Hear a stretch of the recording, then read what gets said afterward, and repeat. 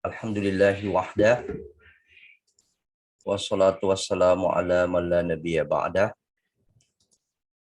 wa ala alihi wa ashabihi wa man tabi'ahum bi ihsanin ila yaumiddin, amma ba'd.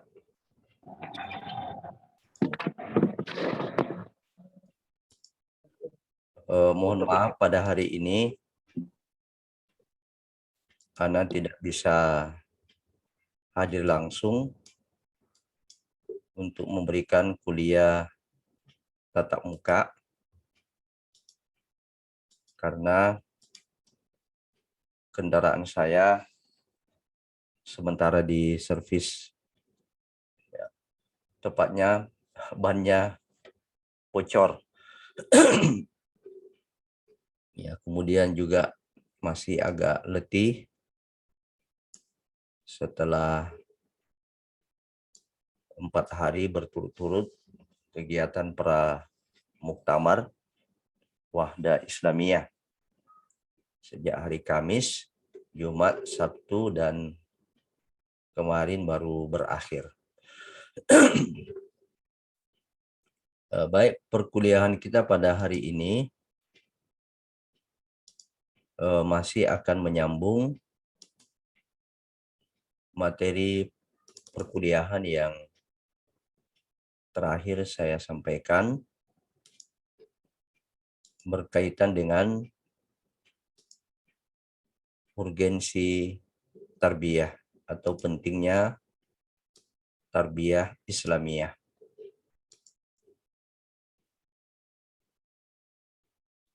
Kita sudah jelaskan semua ini. Kemudian ini juga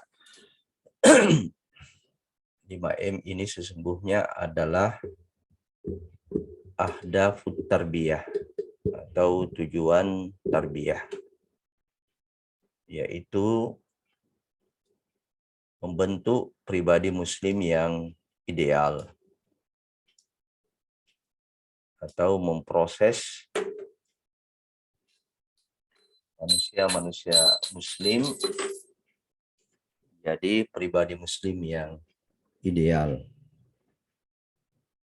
Bagaimana sosok pribadi muslim yang ideal itu? Inilah yang disingkat dengan 5M atau memiliki 5 muwasafat. Inilah tujuan utama yang sifatnya lil fard, kepada individu, yaitu melahirkan pribadi-pribadi, person-person muslim 5M. Kemudian mengapa tarbiyah? Mengapa tarbiyah itu penting? Poin pertama ini kita sudah jelaskan yang lalu. Karena tarbiyah adalah merupakan sarana menuntut ilmu syar'i.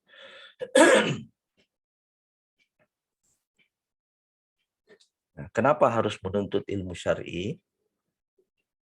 Karena menuntut ilmu syar'i hukumnya wajib atau fardhu ain kepada setiap muslim, baik dia laki-laki maupun perempuan. Karena itu, agar manusia-manusia muslim ini tidak berdosa, maka harus kita menyiapkan wadah, sarana yang memungkinkan bagi seluruh lapisan masyarakat untuk mempelajari ilmu syar'i. Itulah tarbiyah. Kemudian, kenapa kita harus menuntut ilmu syar'i? Karena agama kita ini memerintahkan untuk berilmu sebelum berkata dan beramal. Berilmu sebelum berkata dan beramal. Perkataan harus didasari oleh ilmu, dalam hal ini ilmu yang benar, ilmu syar'i, dan amalan-amalan kita juga ini harus didasari oleh ilmu, karena syarat diterimanya satu amal itu didasari oleh ilmu. Kemarin juga sudah kita jelaskan, itulah makna atau konsekuensi daripada al-mutaba'ah. Al-mutaba'ah. Al-mutaba'ah konsekuensinya adalah menuntut ilmu syar'i. Tidak bisa sesuai amalan kita dengan syariat kalau kita tidak mempelajarinya.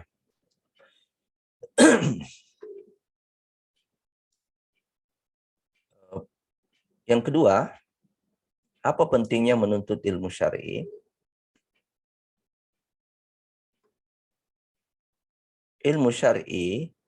Menuntut ilmu syar'i adalah merupakan sarana memelihara dan meningkatkan iman. Jadi dengan menuntut ilmu syar'i lewat tarbiyah Islamiyah, maka diharapkan iman yang kita miliki itu bisa dipelihara, bahkan lebih daripada itu bisa ditingkatkan.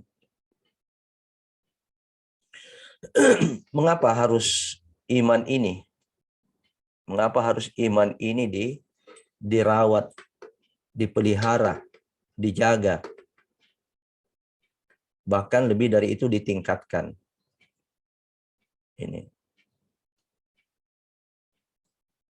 Jadi ini kaitannya iman ke sini ya. Mengapa iman ini harus dijaga, dirawat, dipelihara? Karena iman adalah merupakan nikmat tertinggi. Ya. Jadi sesungguhnya nikmat yang paling tinggi di antara seluruh nikmat yang Allah berikan itu adalah iman. Bukan nikmat hidup. Nikmat hidup juga adalah nikmat. Tetapi apalah gunanya hidup ini kalau kita tidak beriman? Apa bedanya kita dengan binatang? Binatang juga hidup, tapi tidak beriman kan? Apa bedanya orang-orang hidup tapi dia kafir? Yang membedakan orang hidup itu adalah imannya. Itu ya, sehingga dia harus iman, nikmat iman ini yang merupakan nikmat anugerah yang tertinggi, terbesar dari Allah, harus kita jaga. Kenapa? Karena sifat iman itu juga berfluktuasi. Banyak ayat Al-Quran menyebutkan al-imanu yazidu wa yanqus. Iman itu bisa bertambah dan bisa berkurang. Ya, iman itu bisa bertambah dan bisa berkurang. Ya, sehingga harus dijaga, jangan sampai dia berkurang, jangan sampai dia menurun. Bahkan tidak mustahil iman ini bisa hilang. Orang yang hilang imannya apa namanya? Murtad kan? Murtad. Ya, jadi orang yang keluar imannya, hilang imannya itu murtad namanya. Karena itu iman yang merupakan nikmat Allah yang tertinggi ini harus dijaga, harus dirawat. Dan terus harus ditingkatkan. Halaqat tarbiyah ibarat perahu Nabi Nuh. Iya. Karena kita ini ibarat berada di sebuah lautan yang ombaknya besar dan memiliki kedalaman yang tidak bisa dihitung. Apa itu? Lautan kemaksiatan, lautan penyimpangan-penyimpangan, lautan godaan. Kalau kita tidak memiliki perahu, maka dia akan tenggelam.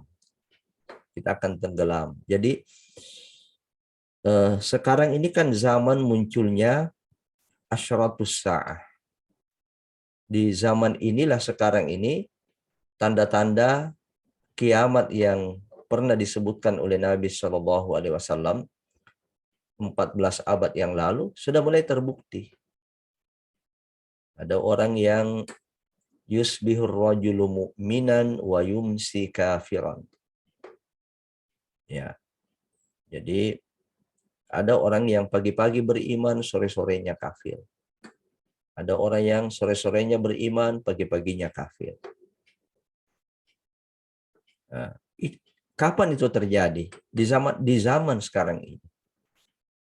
Ya, ada orang yang kemarin lantang, tegas dan berani menyuarakan kebenaran, sekarang ini malah justru dia melawan orang-orang yang memperjuangkan kebenaran. Kenapa? Karena zaman kita sekarang ini zaman diibaratkan dengan perahu, diibaratkan dengan lautan godaan, diibaratkan dengan ombak yang besar, yang kalau kita tidak memiliki perahu, maka kita akan tenggelam. Ibarat perahu Nabi Nuh yang airnya melewati gunung.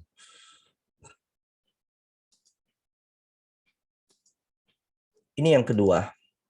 Saya lupa ini, sebenarnya poin kedua dan ketiga ini ada nanti video rujukan khusus yang nanti saya akan kirim linknya ya. Mudah nanti kita lihat, kita pelajari.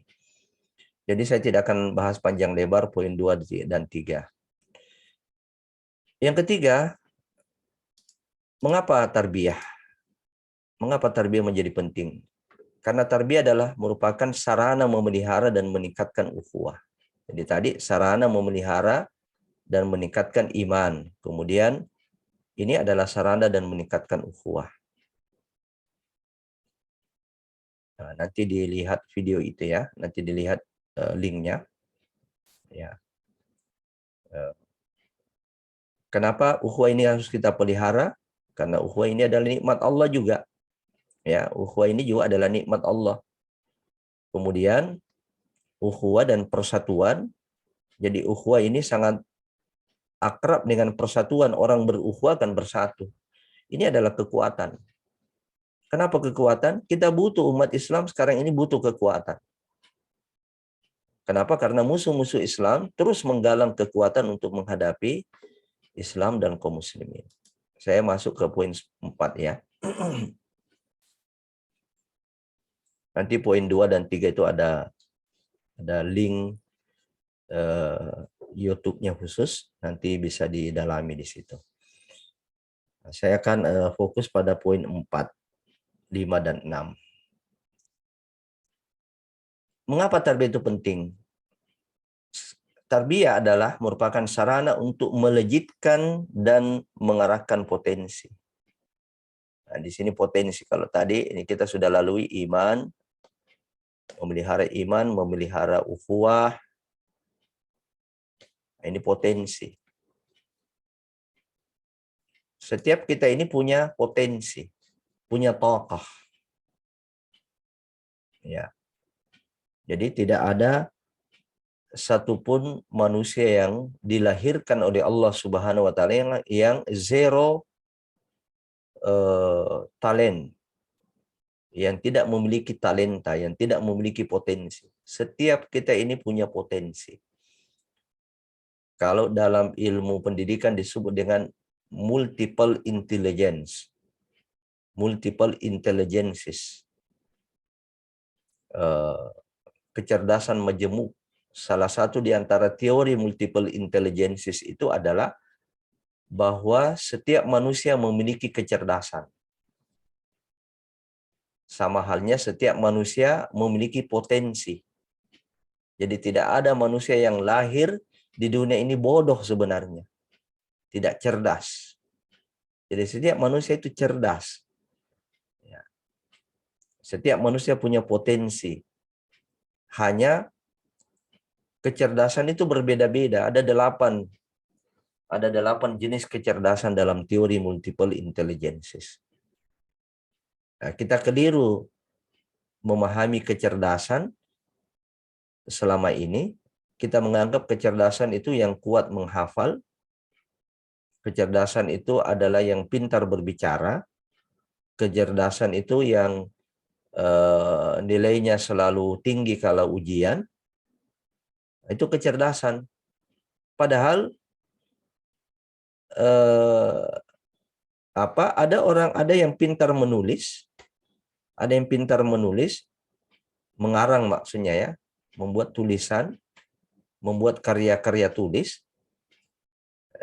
Padahal mungkin nilai matematikanya, nilai apanya kurang, tapi dia pandai menulis. Ya, dia menjadi pimpinan redaksi dari sebuah jurnal, dari sebuah majalah misalnya. Ada orang yang kecerdasannya di mana? Di IT, di teknologi informasi. Dia pandai membuat flyer, dia pandai membuat video-video dakwah, ya. Nilainya di kelas ya selalu merah. Ya, kecerdasannya dia di situ. Ya. Ada orang yang memiliki kecerdasan di elektronik. Ya, ada orang yang memiliki kecerdasan di otomotif. Ada yang memiliki kecerdasan di komputer. Ada yang memiliki kecerdasan di bidang jaringan. Ada di bidang broadcasting. Dia pandai menyiar. Ya, ketika dahulu dia sekolah di bangku sekolah, bangku kuliah, ya nilai matematikanya selalu merah. Ya. Berarti kecerdasannya bukan di situ. Jadi kekeliruan kita sekarang ini menilai kecerdasan itu dari rapor, menilai kecerdasan itu dari matematikanya. Ya, tidak, sesungguhnya setiap kita ini memiliki kecerdasan.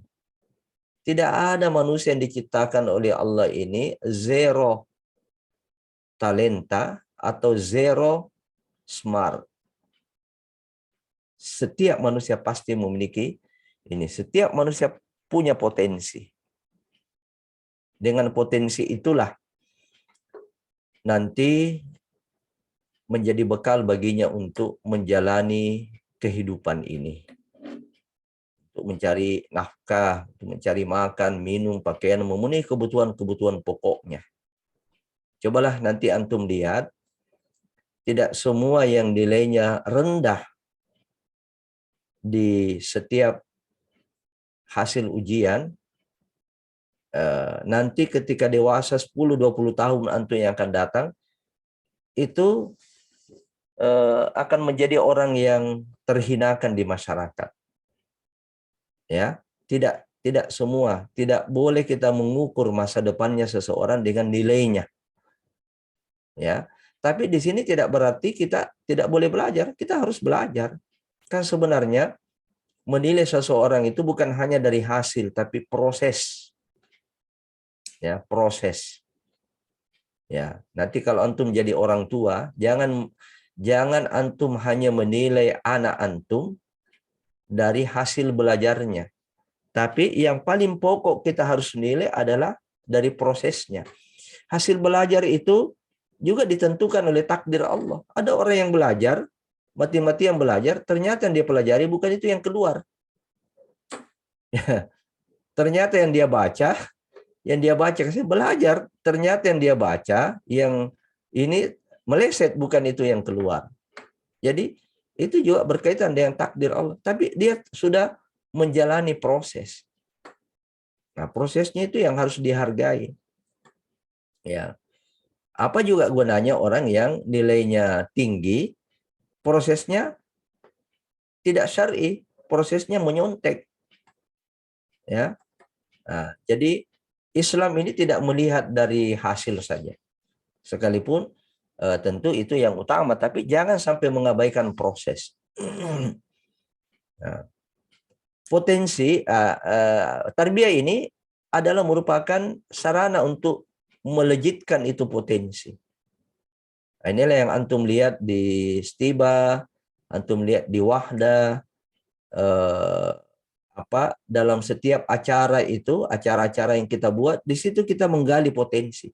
Siapa yang punya bakat menjadi MC, ya, siapa yang punya bakat membuat flyer, siapa yang punya bakat mengorganisir menjadi ketua panitia, siapa yang punya bakat mencari dana, ya, siapa yang punya potensi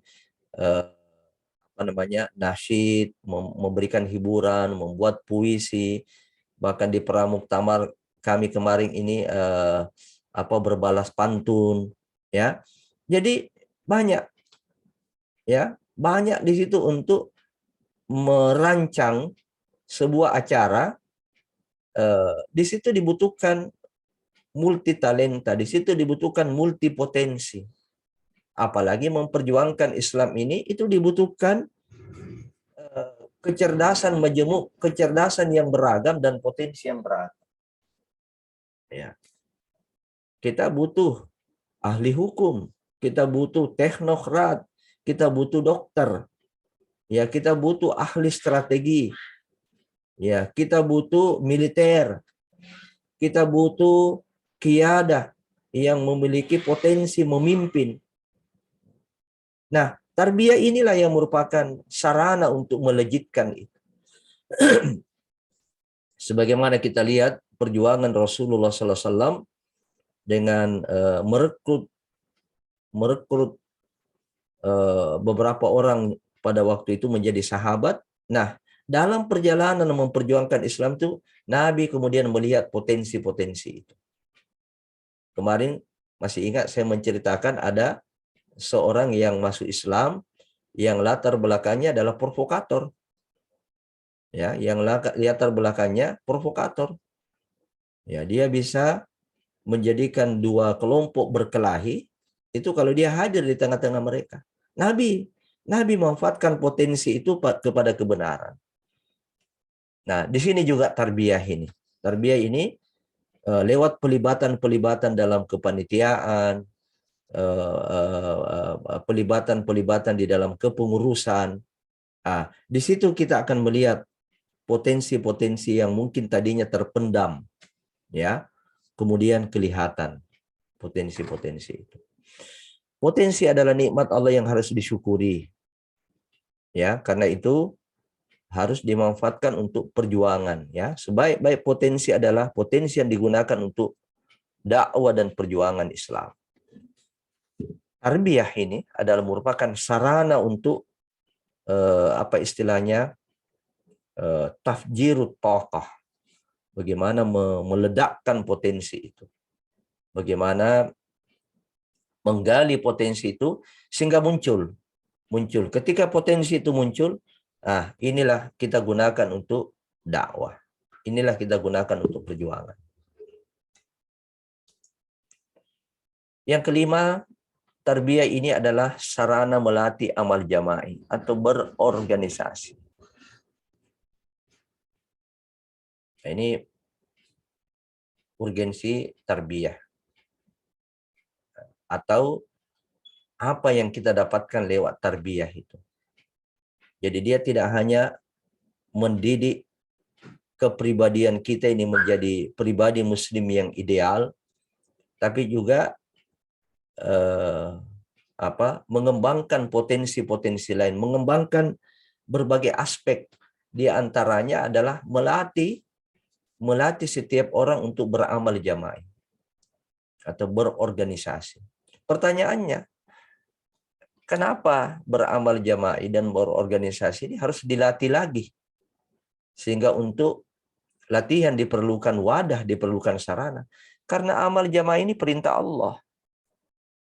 Wa ta'awanu, ini surah Al-Maidah ayat 2, wa ta'awanu 'alal birri wat taqwa wa la ta'awanu 'alal itsmi wal udwan. Tolong menolonglah, artinya bekerja samalah dalam program-program albir, kebaikan dan ketakwaan. Jangan berorganisasi, jangan bekerja sama dalam dosa dan permusuhan. Jadi organisasi yang dilarang itu organisasi yang programnya adalah dosa. Ya, organisasi misalnya organisasi penipuan, organisasi pencurian. Pencurian juga itu punya organisasi. Ya, ada tukang surveinya, ya, ada eksekutornya, ada pengawasnya. Itu pencuri juga begitu, berorganisasi juga itu. Pencuri itu ya. Penjahat juga itu punya organisasi, punya geng-geng. Tapi itu dilarang, organisasi yang dilarang. Organisasi apa yang diperintahkan? Alal birri wat taqwa. Ya. Nah, kemudian juga di Ali Imran 104, wal takum minkum ummatun yad'una ilal khair wa ya'muruna bil ma'ruf wa yanhauna 'anil munkar. Ada akan di antara kamu umat. Wal takum minkum ummatun. Apa ini pengertian ummatun? Ummatun menurut Syekh Abdurrahman As-Sa'di dalam tafsirnya itu jamaah. Ummatun ini adalah jamaah. Apa itu jamaah? Jamaah itu organisasi.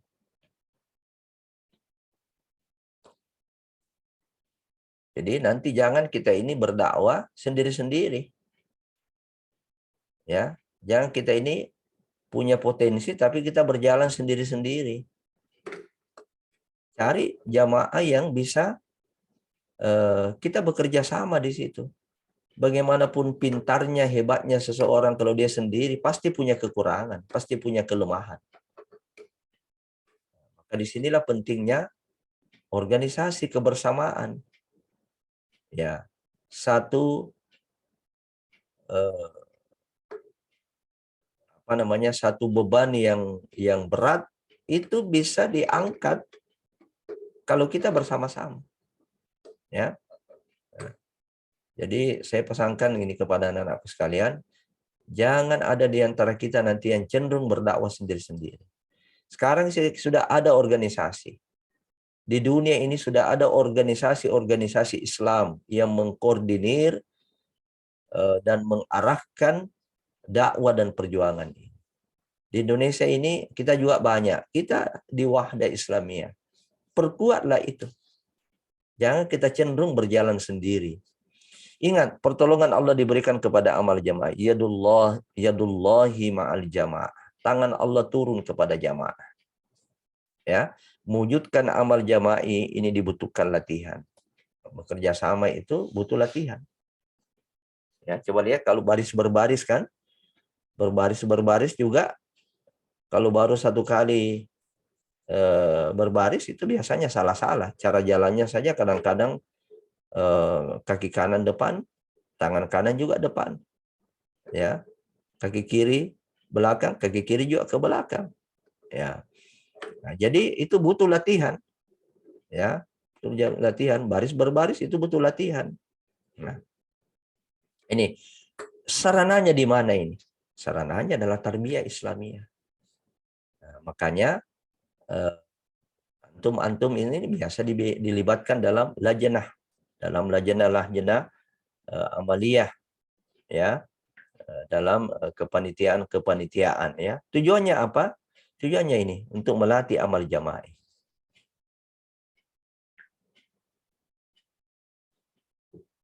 Ya. Baik, kita beralih ke yang keenam.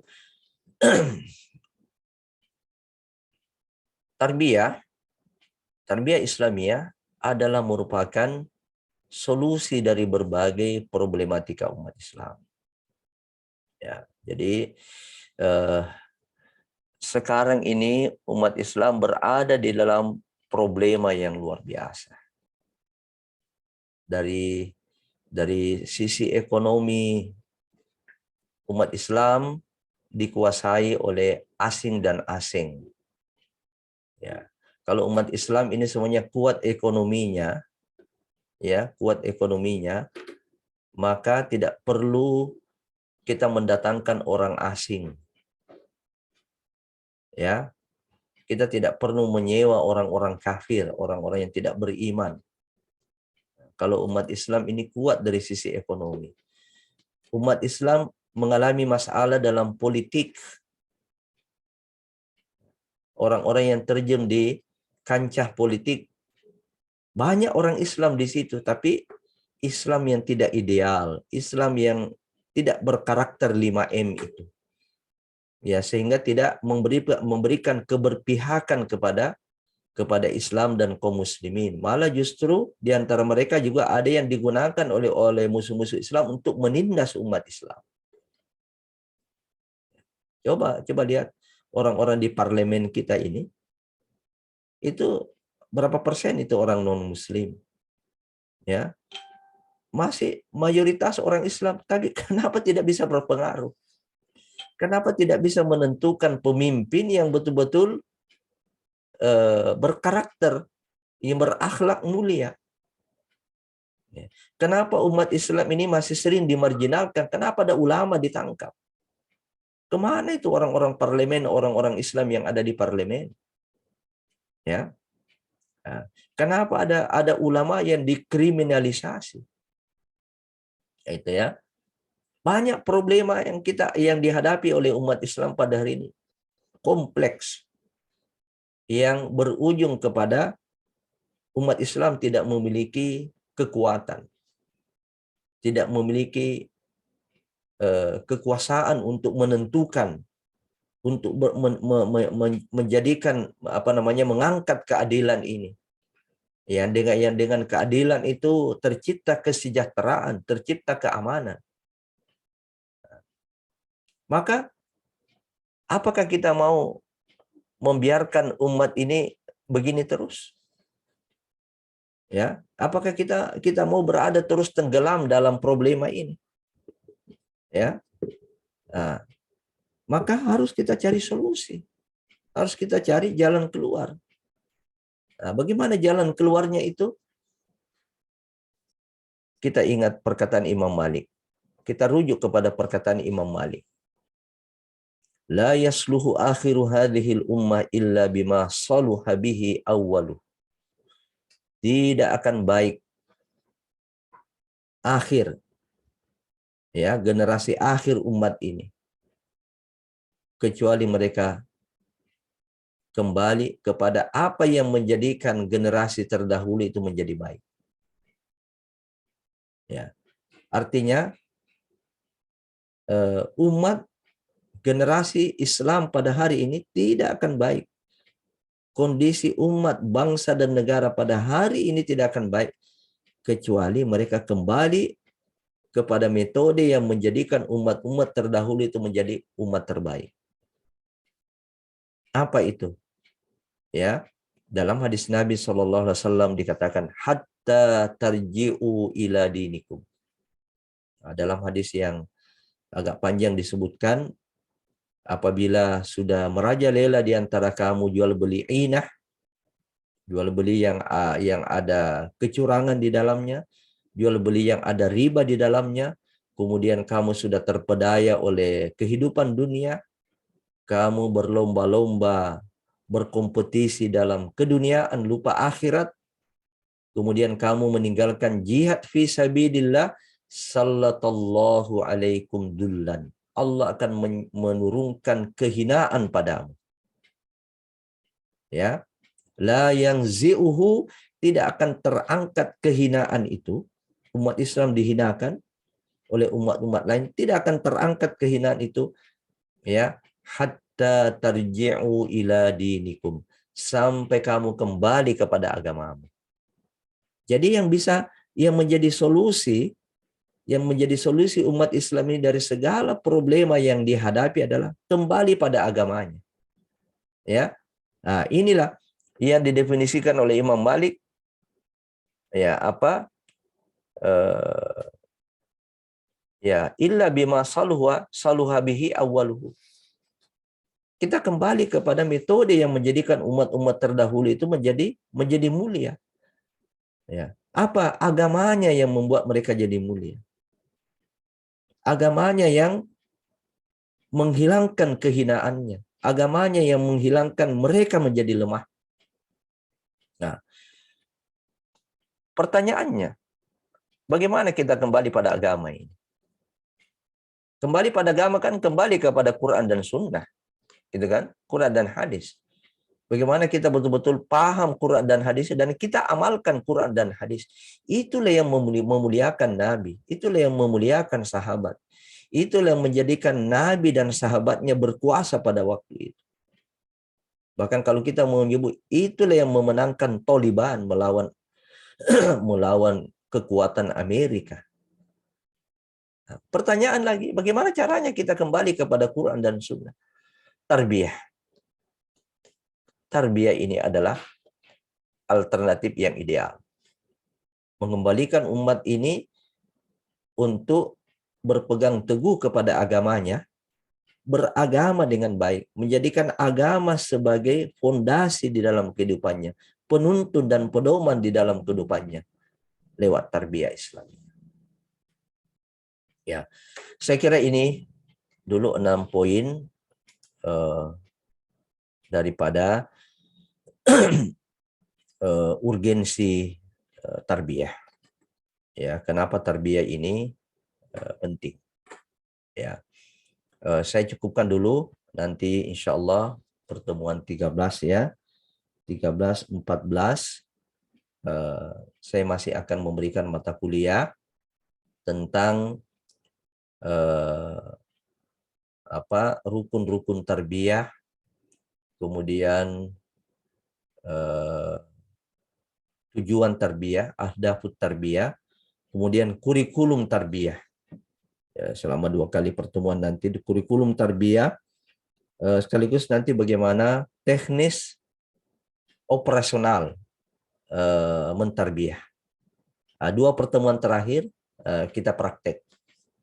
Ya, 2 pertemuan terakhir kita simulasi dengan nanti mempersilahkan satu persatu antum ya untuk nanti menjadi murabbi, ya murabbi terhadap yang lainnya.